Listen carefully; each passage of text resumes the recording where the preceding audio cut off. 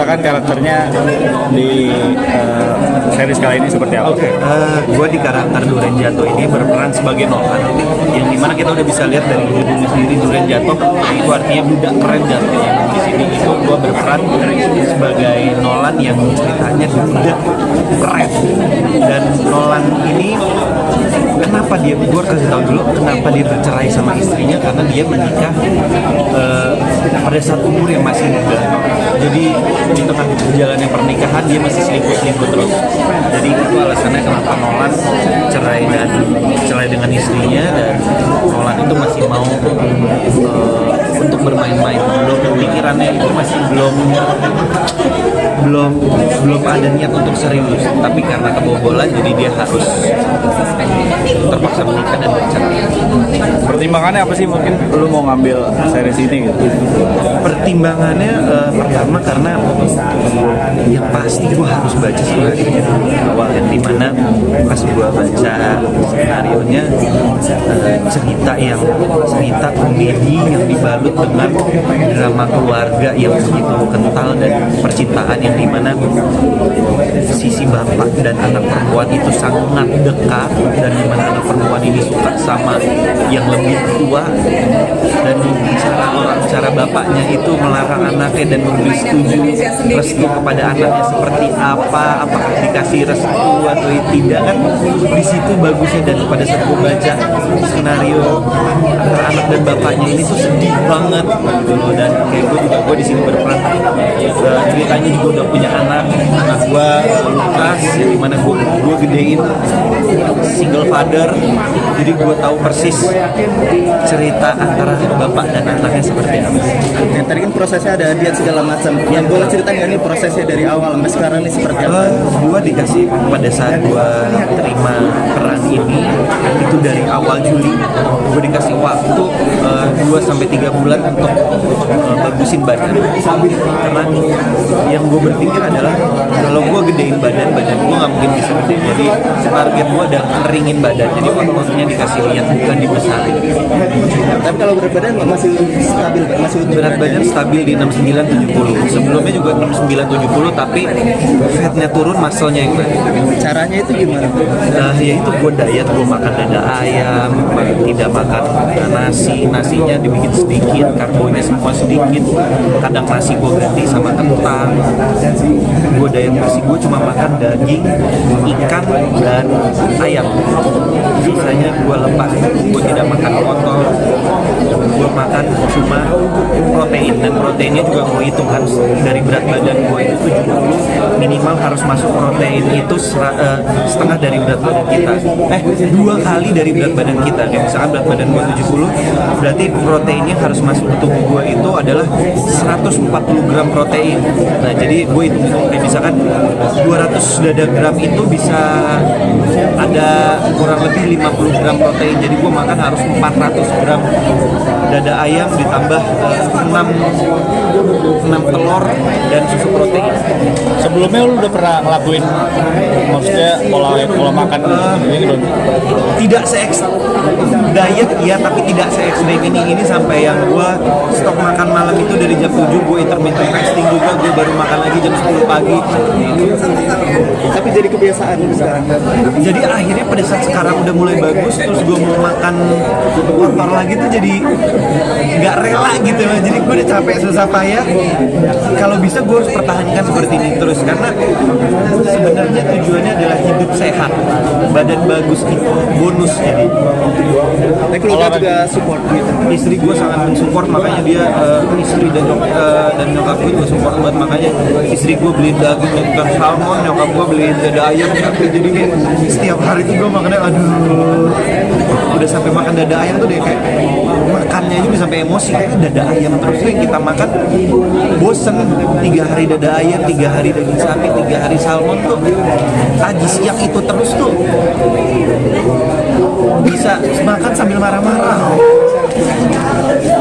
Ya, tapi olahraga apa sih yang dijalankan? Yang gue olahraga Senin sampai Jumat itu gue weightlifting, Sabtu Minggu itu gue kardio. Jadi istirahatnya dipakai jalan kardio, kayak misalkan minimal itu 6.000 langkah atau maksimal itu di 10.000 langkah. Di restnya Sabtu Minggu, dan Sabtu Minggu itu karena rest jadi gue bisa ada cheat day, yang dimana cheat day itu gue bisa makan bebas, jadi nggak terlalu, biarpun makan bebas tapi gue harus ada minimal sebelum gue makan bebas gue harus makan 200 gram dada ayam dulu atau 200 gram daging sapi, baru habis itu gue bisa makan bebas, yang penting protein masuk dulu banyak. Kalau dilihat di sosmed kan suka lari juga sama istri, mungkin itu bagian dari diet lu juga, olahraga juga seperti apa? Salah satu dari kardionya itu, tapi itu dulu kan, karena kalau lari kan itu ngebakar semuanya, ototnya sampai kebakar banget. Sekarang itu lari gue ganti sama jalan. Bang, update sedikit soal kan kemarin Kinan viral yang baca Quran, mungkin sekarang update seperti apa sih perkembangan hafalan Quran segala macam? Kinan sekarang karena sudah di alih kelas, jadi sudah mulai bisa sedikit-sedikit baca surat pendek. Belajar sendiri apa diminta belajar sama mamanya atau gimana sih? Yang pasti mamanya itu selalu ngajarin Kinan setiap malam itu surat pendek, hafalan surat pendek, setoran surat pendek sampai dia bisa. Setiap hari ada targetnya? Kalau target mungkin istri gue nggak ngasih target ya, cuma setiap sebelum tidur harus ada baca doa. Saya sudah menghafal apa aja selain surat-surat pendek itu? Kinan itu masih belum bisa dibilang full hafal, tapi kayak misalkan istri gue baca kayak misalkan surat Al-Ikhlas, dia udah bisa nyambungin surat apa banyak aja.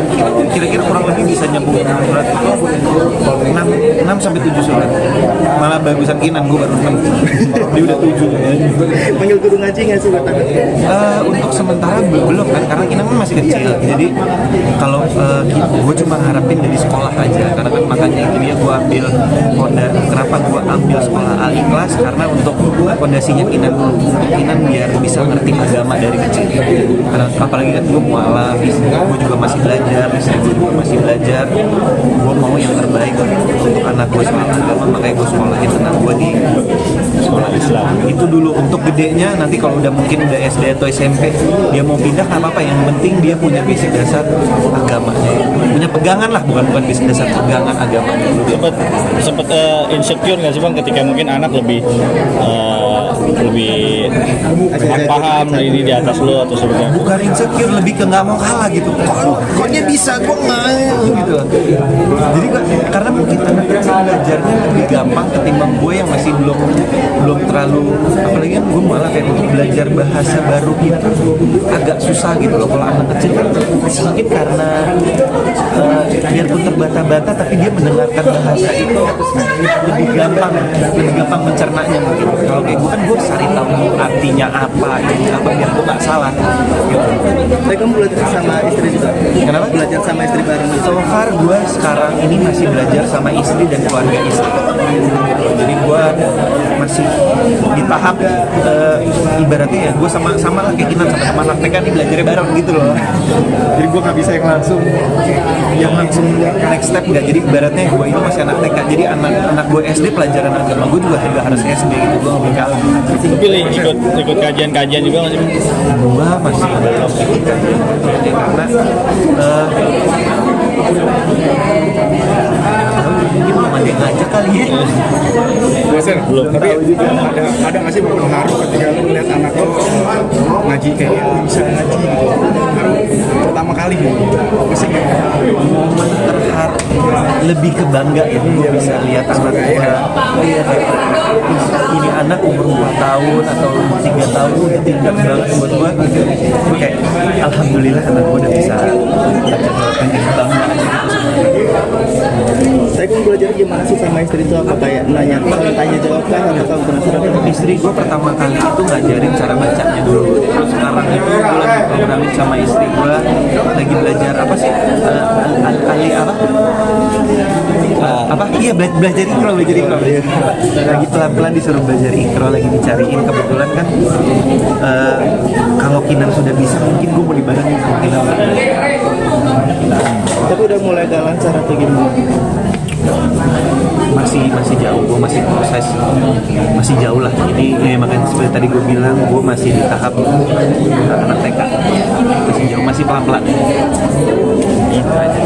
Ini Kinan sendiri nantinya tetap sekolah-sekolahnya akan tetap di sekolah-sekolah Islam kah, atau Untuk sekarang yang penting Kinan untuk fondasinya 2 sekolah ini Islam dulu supaya bisa ada pegangan. Untuk SD, SMP atau SMA-nya terserah dia. Gue akan support dia apapun yang dia mau, gue akan support. Jadi gue tidak memaksakan harus di sini, harus di sini. Yang penting dia suka, dengan dia suka dia pasti akan menjalankan dengan baik. ya Bang, di tengah proses belajar lo atau bisa dibilang hijrah lo gitu, pilih-pilih kerjaan nggak sih? Pilih-pilih kerjaan nggak sih mungkin di tengah proses belajar lo? Belajar apa? Belajar ngaji, maksudnya hijrah gitu, lo pilih-pilih kerja nggak sih? Gua bingung juga nih gue jawabnya. Gue hanya menjalankan agama Islam dengan baik, itu sih. Kalau pilih-pilih kerjaan kan gue lihat dari skenario nya ceritanya bagus atau enggak, sesimpel itu gitu. Gue ini masih di tahap belajar, gue masih di tahap banyak kesalahan juga, jadi masih jauh gue dari kata-kata baik. Gue masih belajar ini, gue masih penuh dengan dosa. Mungkin banyak kalau yang lagi hijrah kan nggak mau banyak adegan yang dekat sama cewek. Lu termasuk yang kayak gitu nggak? Gue masih nggak bisa jawab pertanyaan itu karena ya tadi gue bilang gue masih banyak salah juga. Jadi jangan kalian menganggap gue kayak begini gue udah baik banget. Enggak, gue masih ibaratnya gue masih anak TK yang lagi belajar. Jadi gue masih penuh dengan dosa. Jadi gue dan istri gue dan anak gue sama-sama belajar untuk menjadi lebih baik. Itu aja.